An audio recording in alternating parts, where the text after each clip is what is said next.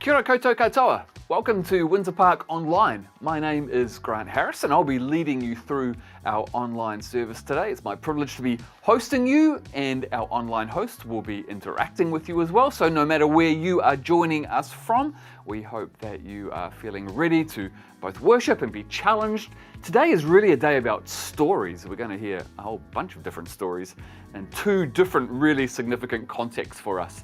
I guess here at Windsor Park, we really believe in seeing what God does in and through us and telling those stories and sharing them. So that's what today is about. And we're going to start today by hearing the story of a program that has been started and birthed within Windsor Park a couple of years ago by Emily Duncan. And Emily has a powerful story of the way in which God has transformed her life, very significant ways, from addiction and trauma to being a follower of Jesus, through wanting to help people out with addiction and trauma. And a couple of years ago, Emily birthed a program called Stand. She's been developing a program to help people in our local communities here in Aotearoa, New Zealand, see Jesus in the midst of their healing journeys. And Stand has been operating for about the last 9 months, and I interviewed Emily just the other day about something that's really significant that's going to be happening here at Windsor Park on our campus, and hopefully we'll live stream it on the 19th of May. So this is a good solid interview, gives a little bit of context of Stand and what it's about, but we celebrate the story and we celebrate where it's going. So let's review the interview that I had with Emily a couple of days ago. Kia ora everybody, I'm here with Emily Duncan, who won't be unfamiliar to a lot of you, but for some of you who don't know Emily, Emily's been developing and pioneering a program called Stand, which is an addiction and trauma recovery program, really grounded in Christ. And it's been an exciting journey to see it started and see you grow and develop. But the real exciting part has been over the last 9 months or so. Emily, tell us a little bit about how it's been working itself out. Yeah. So we're coming to the end of 9 months of really intensive discipleship program. And so the residents, there've been 30 of them, men and women, mostly in leadership positions, and they have done probably 8 modules of AOD and understanding addiction. And then they've done 32 group therapy sessions with cognitive behavioural therapy, motivational enhancement therapy, and emotions-focused therapy. And they've done all these classes, which are based on the 12 steps. And they have gone through their entire life and through all the childhood adversity they've experienced, all the trauma they've experienced, and they've found Jesus in amongst all of it. And they have gone on this journey together. So it's a very therapeutic community vibe. And they've gone through it together. They've learnt how to confront in love. They've learnt how to pray for each other. They've learnt how to be there for each other whilst everyone heals together as a group. And so amazing stuff that they have done. These are people that have come from, they're coming out of the gangs. They're coming out of prison. They're trying to get back to their families, they're trying to get their kids back. They're trying to be good role models within their community. They're trying to be good role models within the recovery sector. And gosh, they've done well. They've done so well. So yeah, we're coming to the end of this 9-month recovery program. Incredible. Emily, these participants are part of an organisation called the Grace Foundation. Yes. Tell us a little bit about Grace. Yeah. So the Grace Foundation is probably New Zealand's largest bail house. So they provide accommodation and a safe and supportive environment for people who are coming out of prison or they're waiting for sentencing. And there's probably about 770 people in this community. It's 70% Māori and 25% Pasifika. And so they're very whānau-centric. They are very focused on community healing. And so a program like Stand works really well for them. And what they've done is given Stand all the leadership. And so we've had this leadership-focused group so that all of the tools, all the skills, and all the healing that they have gotten out of this 9 months, they then take it back to their departments at Grace, and then they also take it back into the wider community, which is all over Auckland. So it is an absolute honour to be partnered with such an organisation like Grace Foundation. It sounds incredible.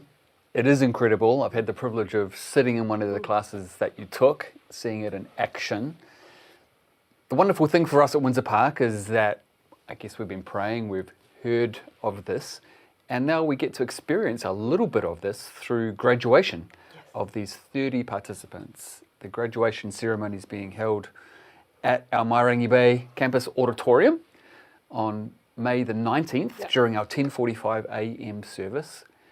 What would we expect at that service? Oh, it's going to be amazing. It's going to be so special. And so we're going to have the Grace family come to Windsor, and we're going to host it for them. And so there's probably a couple of hundred of them coming with all their families, all the leadership. And the Grace Foundation is in the regionals for Kapahaka.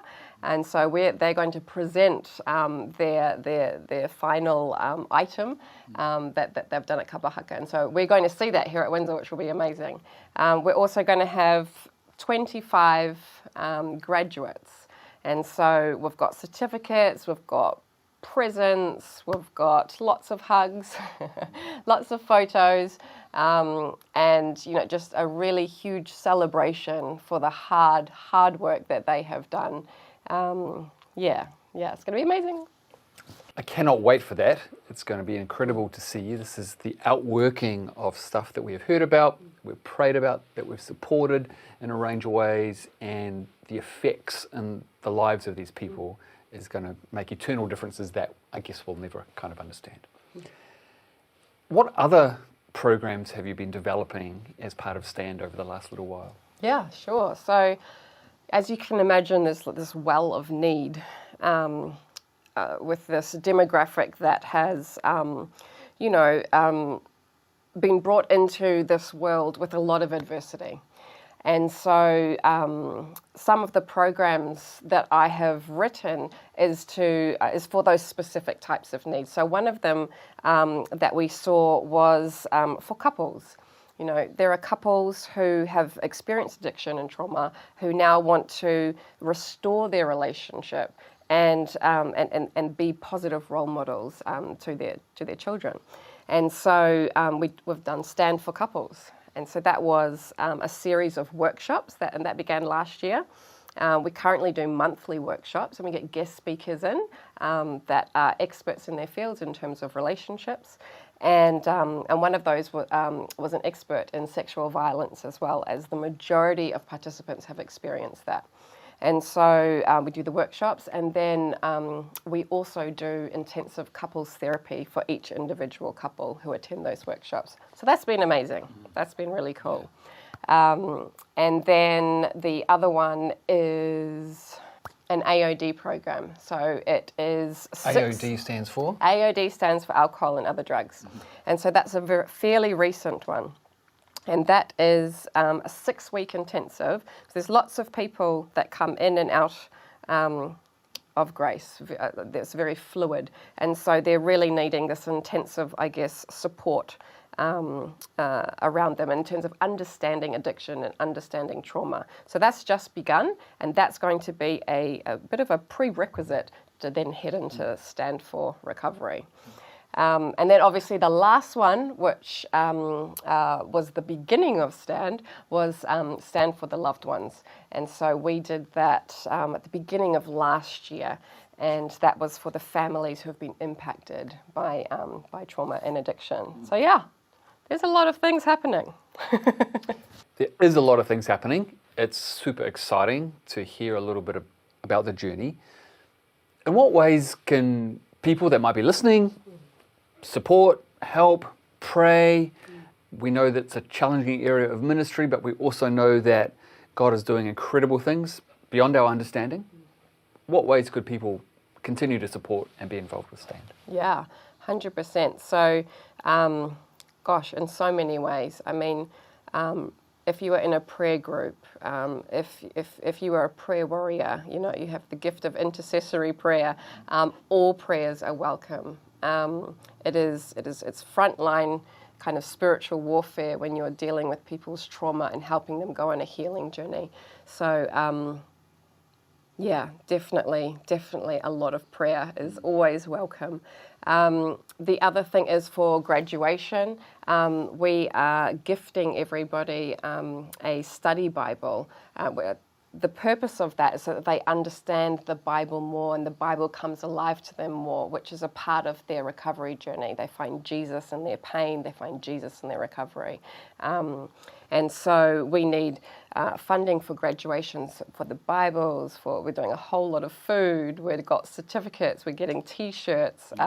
We're really celebrating, you know, people being healed and doing the work to be healed, and then to go and, you know, become disciples of their communities and disciple others. So that's another way. And ongoing funding.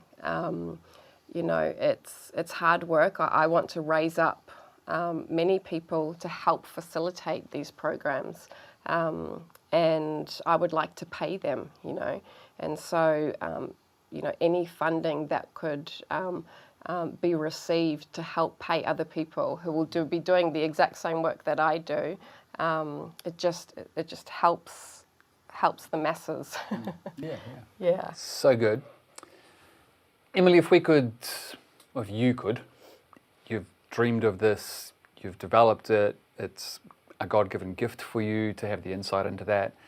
If you could dream 5 years' time, what would that dream look like? As much as in your worldly dreaming, you can imagine knowing that God will probably amplify that, what would you dream that stand would be in 5 years?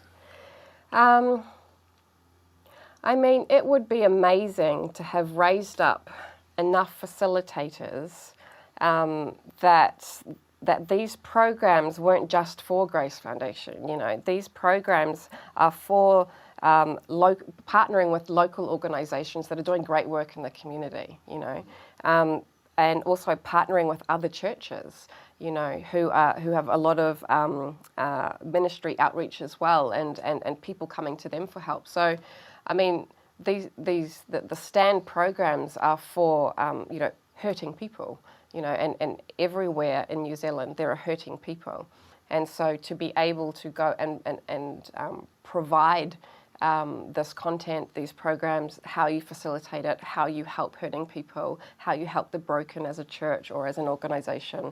You know, I would love to be doing that, I guess, widespread, you know, to be able to reach into every single corner of New Zealand. Yeah. I really love that vision. It's obviously very much in line with what we're about as a church community, wanting to see people encounter Jesus in a myriad of different ways.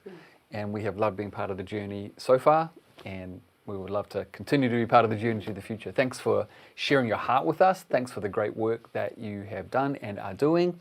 We super look forward to May the 19th at 10:45 here at Marangi Bay. It's going to be something special. If you normally come to our 9 a.m. service, you can probably come to 10:45. And if you're normally at our 10:45 service, it'll be different. Let the stand participants and their whānau have the best seats. They're our guests, and we look forward to hosting them. Thank you, Emily. God bless you. Awesome. Bless you, Grant. Bless you. Well, I just found that a really powerful interview, and I really love what Emily's about and the difference that she's making in lives, and particularly as we seek to grow this ministry, empower others, raise up other leaders, be praying for that, contribute to it. As Emily said that you can contribute to it, that would be amazing, and we just believe that God's going to do some really powerful stuff through that. What I really love about what's happening on May the 19th here is that afterwards we're going to have a feast, and you know, I love feasts. I often say, get people together, good things happen, and normally that's over food, right? We love getting together in cafes and having celebrations and feasts, and I guess we do that in a range of different ways, maybe in our families or in our life groups or whatever it might be. And so I got a little bit of a question for you. What is your favorite feast? Is it like Christmas? Is it like some other event that you have every year? Is it a celebration after a graduation or something like that? maybe just think about this for a few minutes. What are our favorite gatherings, our favorite feasts? And if you want to interact with our online host today, we would see some diversity in what the favorite feasts are. So let's spend a moment thinking about that or sharing about that with one another.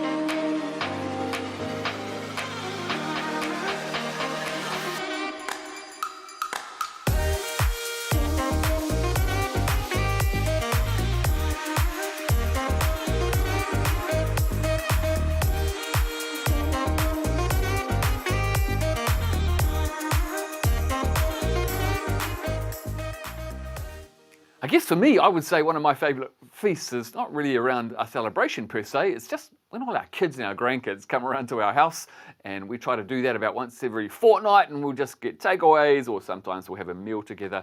I just love that gathering, I love the activity, I love the action of that. But invite me to your feast and I'll come, because I love that. It's very biblical, sitting around eating with one another. It's a good thing. Well, we're going to head into a time of worship where we allow God to open up our hearts through song. You might want to sing, you might want to hum, you might just want to listen to what our team brings to you today. But through music, we touch the heart of God. And so let's listen to what He might be saying to us. And then after that, we're going to enter into a time of hearing some stories, some more stories of what God has been doing in people's lives.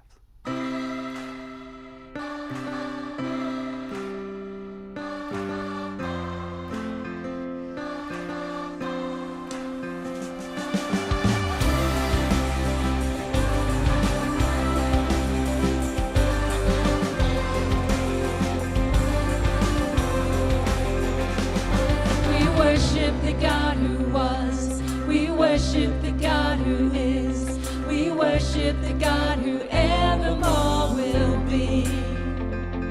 He opened the prison doors, He parted the raging sea. My God, He holds a victory. There's joy in the house of the Lord. There's joy in the house of the Lord today. And we won't be quiet. We shout out your praise. There's joy in the house of the Lord. Our God is surely in this place, and we won't be quiet. We shout out your praise, oh Lord. We shout out your praise. We sing to the God who heals. We sing to the God who saves. We sing to the God who always makes a way. 'Cause He hung up on that cross, then He rose up from that grave. My God, still rolling stones away. Yeah, there's joy in the house of the Lord. There's joy in the house of the Lord today. And we won't be quiet. We shout out your praise. There's joy in the house of the Lord. Our God is surely in this place, and we won't be quiet. We shout out your praise.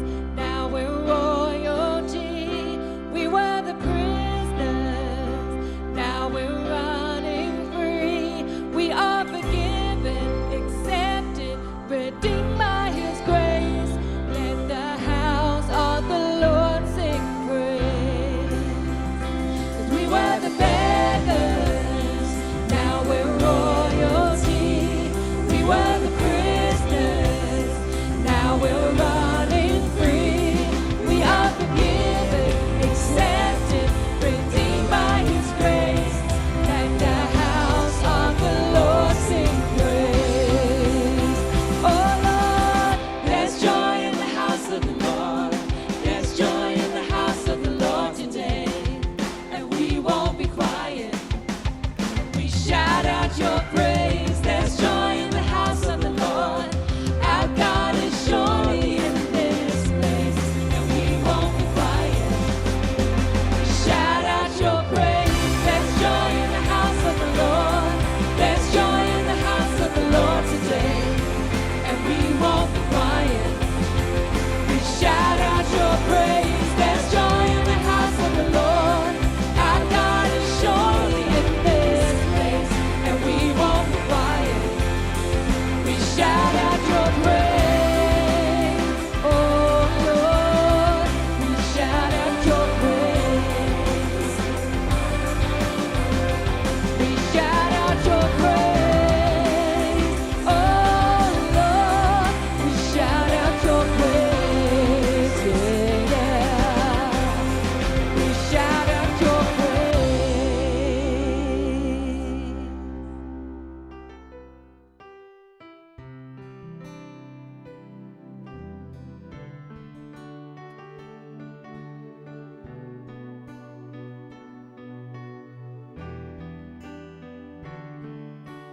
1,000 generations falling down in worship to sing the song of ages to the Lamb.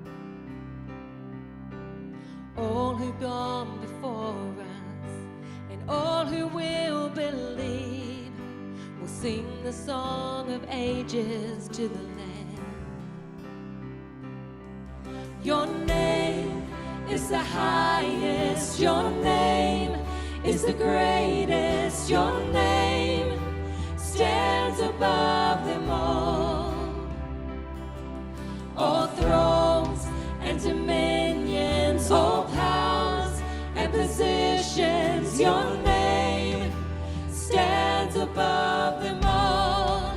And the angels cry, holy, all creation cries, holy, you are lifted high, holy, holy forever.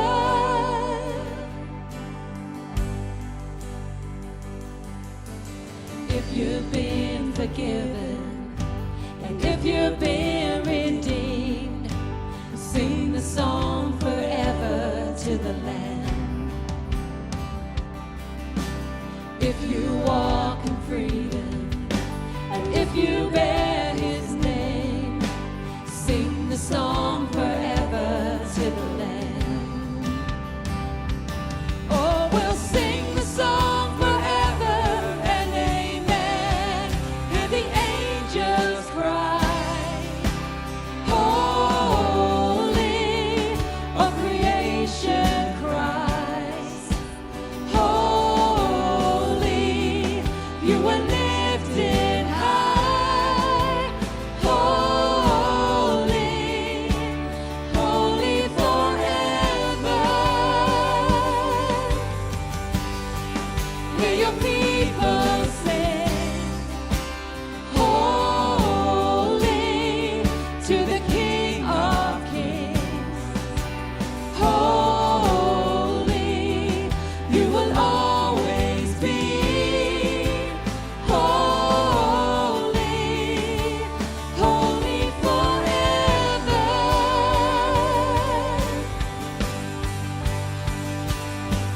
Your name is the highest, your name is the greatest, your name stands above them all. All thrones and dominions, all powers and positions, your name stands above them all. Your name is the highest, your name is the greatest, your name stands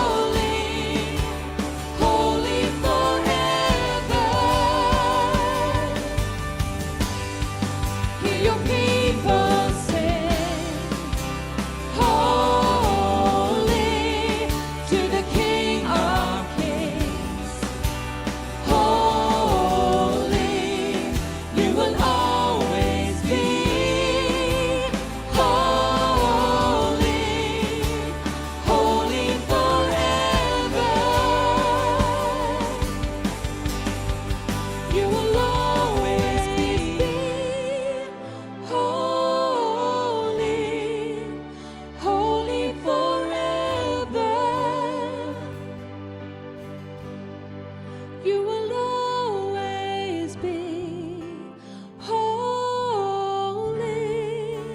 holy forever.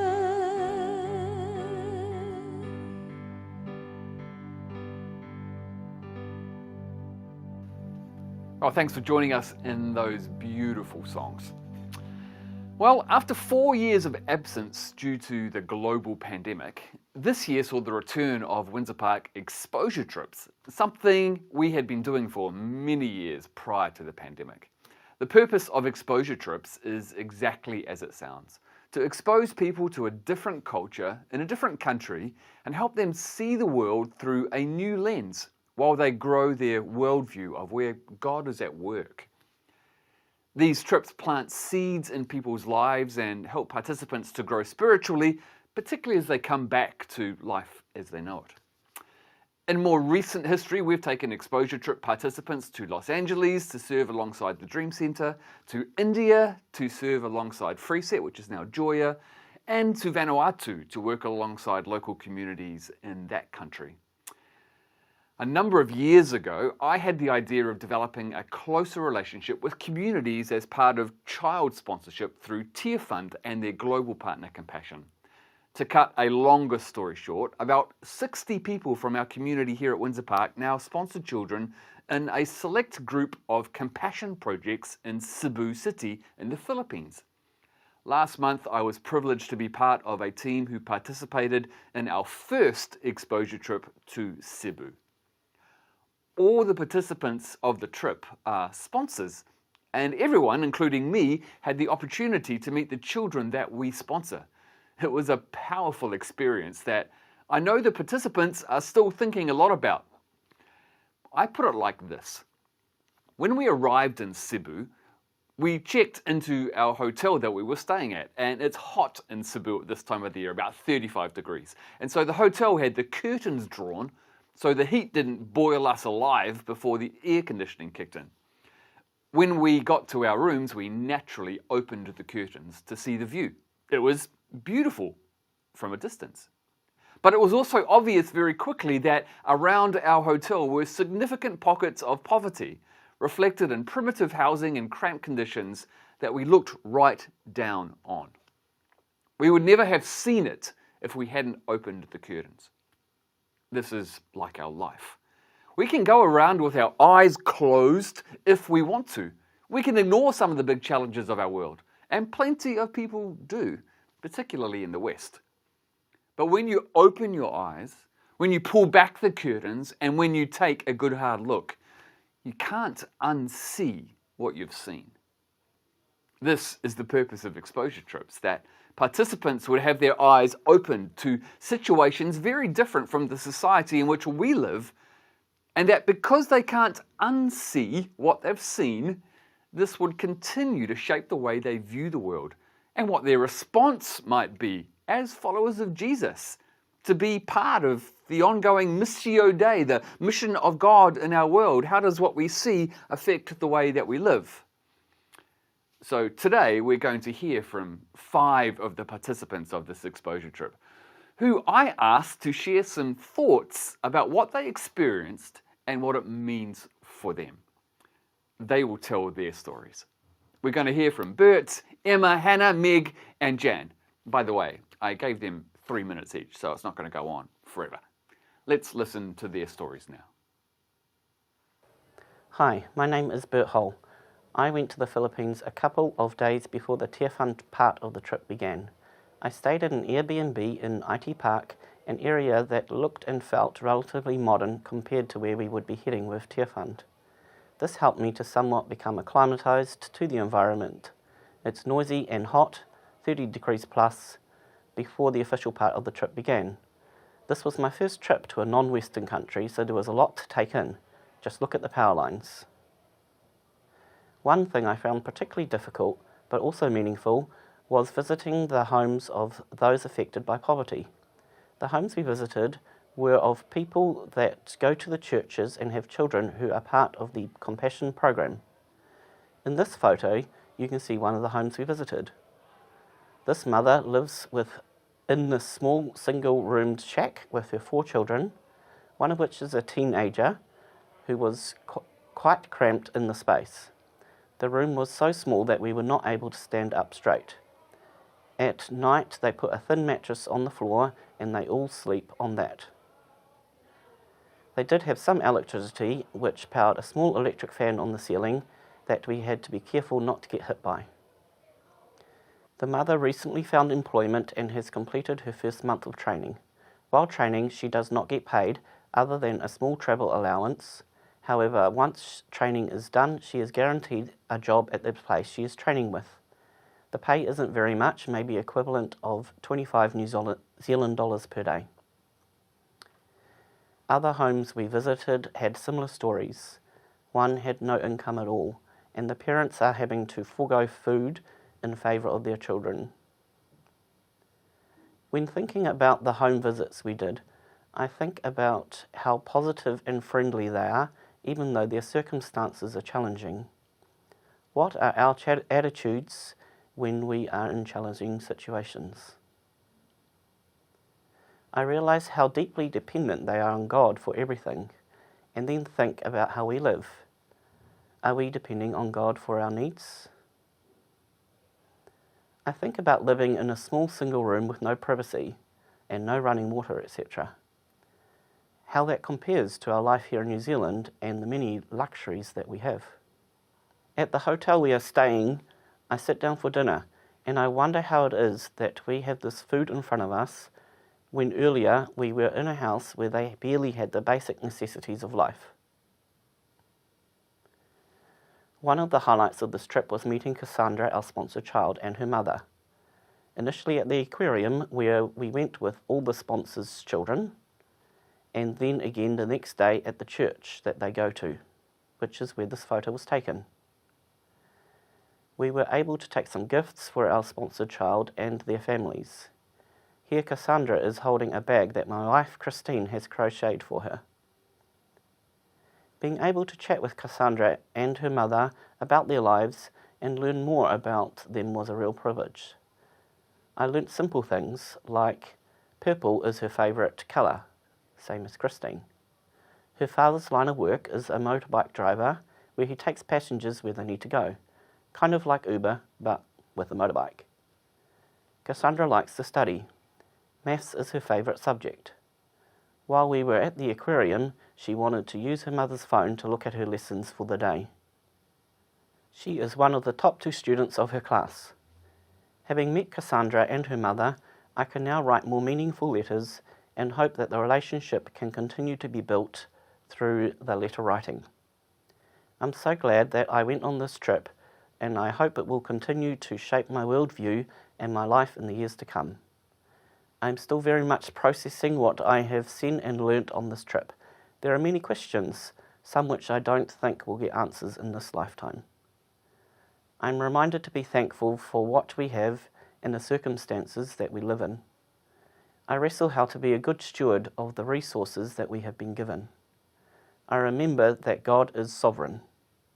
If you currently sponsor a child via Tier Fund, I would like to encourage you that child sponsorship really makes a difference, and that your letters are very encouraging to the sponsored kids and their families. If you're thinking about sponsoring, I would like to encourage you to do so. The little that we give makes a very big difference in the lives of those who are sponsored. Kia ora, I'm Emma, and it was my absolute privilege to visit the Philippines last month. It was such a rich experience, and I came away challenged by the poverty, amazed by God's transformation there, and inspired with hope. As soon as I arrived in Cebu City, I was struck by the poverty. Makeshift houses lined many of the streets, but even more shocking was the lack of distance between the wealthy areas and the slums. This photo here was taken from my room on my last night. I stayed in 3 different hotels, and in each one, I could look over the balcony or open my window and see the slums right below. The first time I looked out and saw this, it took my breath away. In New Zealand, the rich and the poor don't usually live right next to each other, or if they do, I guess the poverty is often hidden. But here it was so blatant. The contrast was something I was forced to wrestle with the whole time. How could I face visiting homes of parents who were going hungry to feed their children and then drive 10 minutes back down the road to have my buffet dinner? It was hugely challenging, and I'm still wrestling with what this means for me and how God might be calling me to use the resources He's given me. I was also blown away by the transformation in the lives of some of the people we met. Many of the staff at the projects were once sponsored children themselves and have now come back to work as teachers or child development workers. Some of them shared their testimonies with us, which was really inspiring. Many of them grew up in severe poverty without much hope, yet through the sponsorship program, they've graduated college, work in good jobs, and more than that, they've discovered the hope of Jesus. Despite the pain of their past, their joy was so obvious. We only spent a few hours with each of them, but you could see their light just radiating out. Even though they could afford not to, many of them still intentionally chose to live in the slums where they grew up. They're actual living testimonies to those around them of the power of Jesus and the possibility of breaking the cycle of poverty, and it was just so inspiring. This final photo is one of the families we visited on our home visits, and their life sounded pretty difficult. The grandmother was blind, and the father worked as a tricycle driver until midnight every day, a poor-paying and insanely tough job in the 35-degree heat. Their daughter wasn't sponsored yet, and she may have just been shy, but I couldn't help noticing the difference between her muted kind of persona and the vibrancy of the sponsored children we'd just been playing with at the church. But despite how difficult it was to hear of their hardships, I felt a bit hopeful too, because already they'd overcome so much. The father used to be involved in drugs, but now they were super involved in their church. And even though the daughter wasn't being sponsored, they were still receiving some support from the project. After hearing of the transformation of the alumni, I know that through the possibility of sponsorship, there's a very real hope for God to change their situation.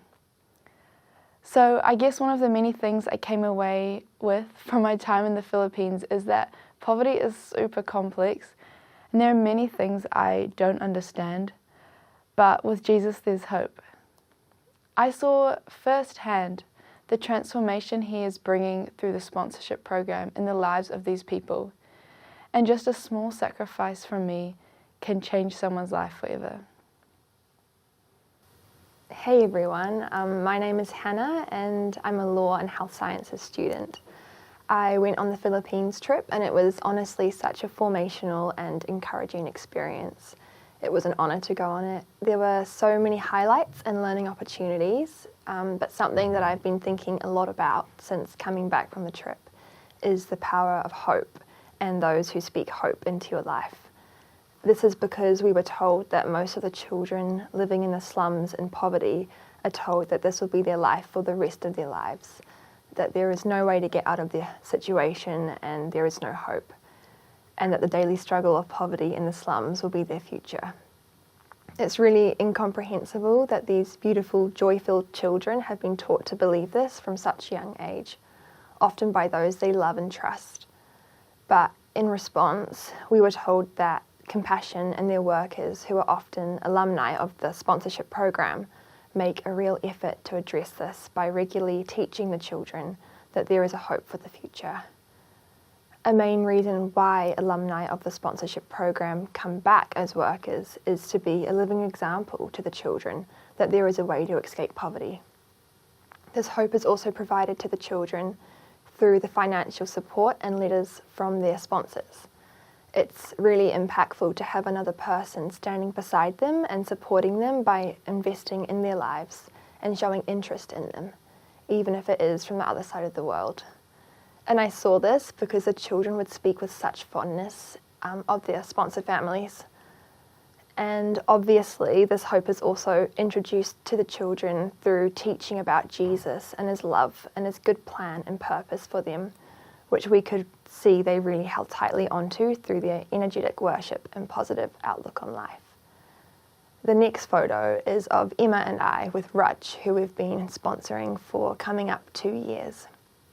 He's 19 years old and he's working full-time designing websites as well as going to Bible study courses in the evening to train to be a pastor. Emma and I get really long letters from Raj once every couple of months, so I thought that we already knew quite a lot about him and about his life before meeting him. But chatting with him, having lunch with him, and just spending time with him gave us a different level of connection with him. I now know what his weeks look like and how exactly all of his different activities fit in with each other. It felt really surreal asking him for his prayer requests and being able to pray for him right there and then. It was also super cool finding another common interest between him, Emma, and I of youth leading, and he was telling us about the impact of church camps which he goes to, which we were also able to relate to as well. There are so many other stories to tell and photos to show. Thank you all for your support, whether that be through taking part in the quiz night fundraiser or praying throughout the trip. Hey everyone, my name's Meg and I had the privilege of being able to go on the trip to the Philippines. It was such an eye-opening, confronting and inspiring experience. On the first night, I remember walking through the streets of Cebu, with Grant confidently leading the way through narrow alleyways where we walked past people's homes and got a glimpse into their lives. The sights and smells were all so foreign to anything I had experienced before, and it definitely felt like a culture shock. And it was on this walk that I first noticed how friendly Filipinos really are, as they called out, "Welcome to the Philippines" and "Welcome to Cebu." Then we visited the first Child Development Centre, and wow, I was blown away by the welcome we received. As soon as we stepped inside, we were greeted with warmth and smiles. It was amazing walking into a room full of children and seeing the joy radiating out of them. It was humbling hearing them worshipping and singing to Jesus. No holding back, just shouting out his praise. I loved being able to spend time with the children, learning their names and a bit about them. They were all so excited to see us, and one of the staff members told us that for months the kids had been practicing their English every Saturday for us coming.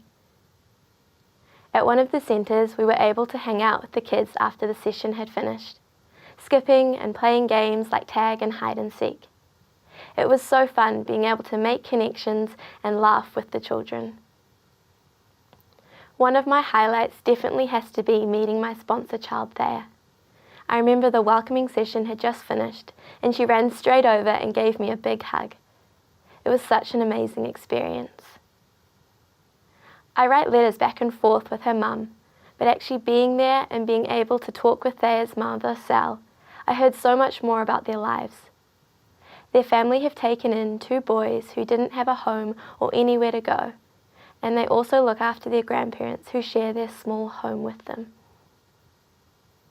Her husband sells fish at a stall and supports the whole family doing this. Thea starts school in July, and her mum is so grateful that all her school supplies will be covered through the sponsorship program. As she says, life is hard, especially with not being able to afford enough food for the whole family. After meeting them and spending the day with them at the aquarium, I really feel my relationship and connection with them is so much stronger, and going forward, writing letters will be so much more meaningful. One of the gifts that I gave Thea was a book called Jesus Loves the Little Children. And it's so true. Being in the Philippines reminded me about God's love and heart for children, and it was so special to experience this through the children we met and the centres we visited. Hi, my name is Jan, and I'm so grateful that I could be part of the team that went on the Philippines exposure trip. What a privilege it was to spend a week with the amazing people on the team, being able to share, process and reflect on what we were experiencing. We kept asking God to open our hearts and minds to what He was doing in the lives of the people we met, and how He wanted to shape our hearts to see the world through His eyes. I had expected to be confronted and challenged by the poverty, and I was.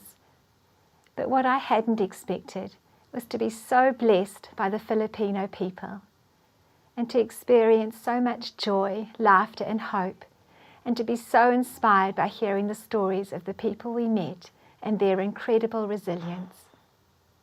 Time and time again, we heard people tell of God's presence in their lives, His provision, His goodness amongst incredible hardships.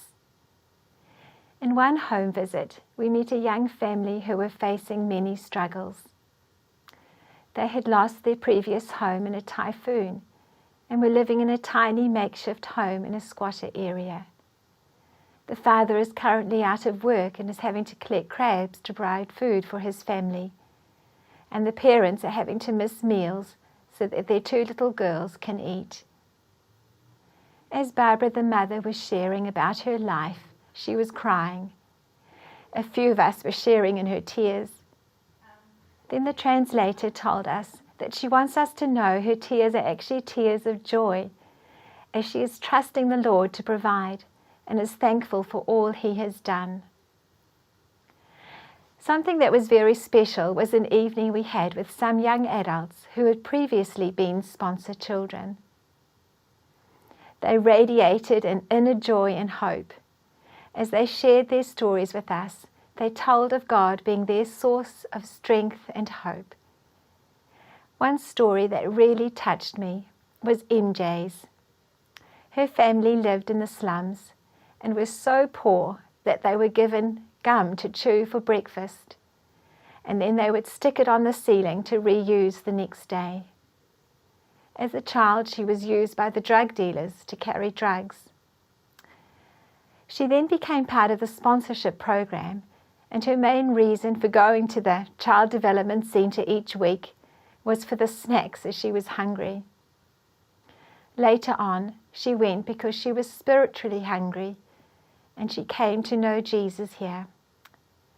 She ended by saying, "I am Mary Jane. I once was lost, but now am found." With the help of the sponsorship program, she was able to go to college and now is working as a medical receptionist. And like many of the other alumni, she wants to give back and volunteers at the centre. The alumni are catalysts of change and are inspiring the children to dream big and demonstrating that they can improve their lives. The local churches we visited are sharing God's love and helping the children by caring for their holistic needs. Here the children are loved, known, accepted, and protected. Being a sponsor child gives them assurance of being part of God's family, and this gives them hope. We were given a prayer for our journey, and there was one part of the prayer that particularly stuck with me during the trip. Position our hearts, Lord, when our eyes are drawn to the ground and we are not present to our surroundings. Straighten our spines and open our eyes to see the world as you do. Now, even after this trip, this is still my prayer, for me to see the world through God's eyes. Well, thanks you guys for sharing a little bit of your story and some pictures. I think you've got a great summary of what this exposure trip achieved.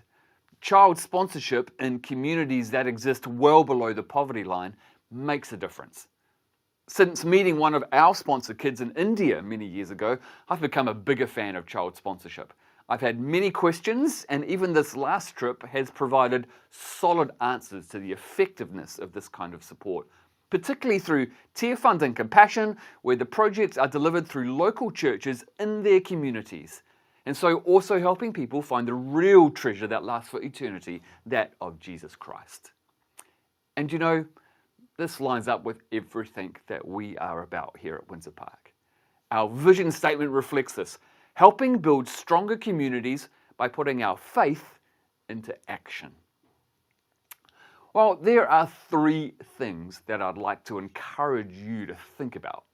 You could do all 3, you could do 2, you could just do one of them, or you could do none. It's entirely up to you, but 3 things coming out of this exposure trip that I think are really valuable things. Firstly, you could become a sponsor in one of these projects in Cebu, in the Philippines.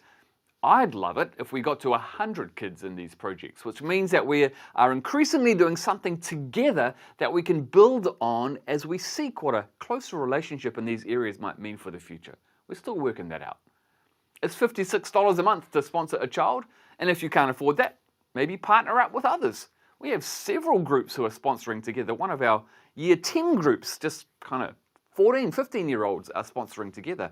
It makes it possible.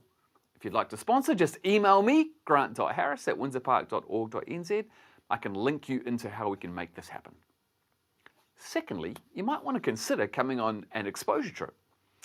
After every trip, I always spend a lot of time thinking about what has happened, debriefing with participants to see if it's helped them grow, and largely, not always because you can keep your eyes closed, there is significant fruit in the lives of participants.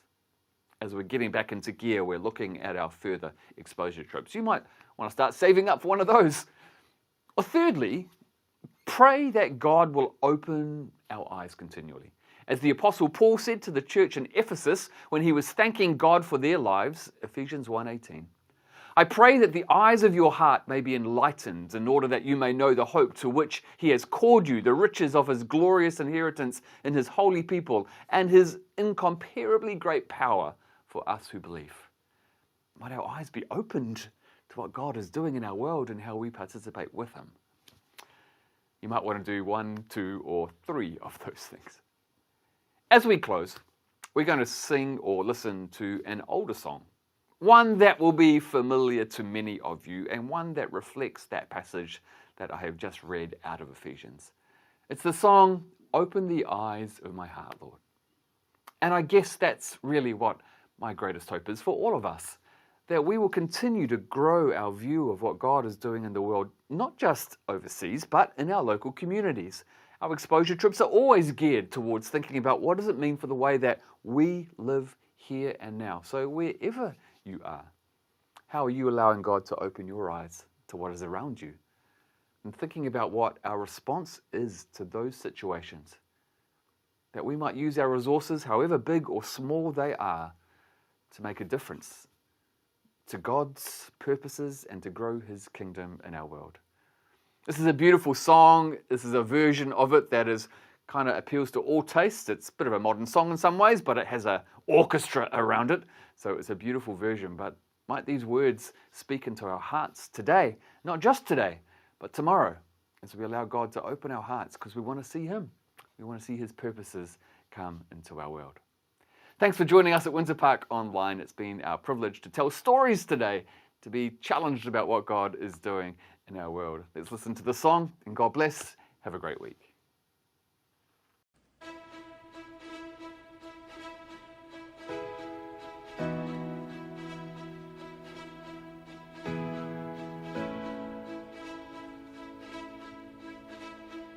Open the eyes of my heart, Lord. Open the eyes of my heart. I want to see you. I want to see you. Open the eyes of my heart, Lord. Open the eyes of my heart. I want to see you. I want to see you. To see you high and lifted up, shining in the light of your glory. Pour out your power and love as we sing holy, holy, holy. Open the eyes of my heart, Lord. Open the eyes of my heart. I want to see you.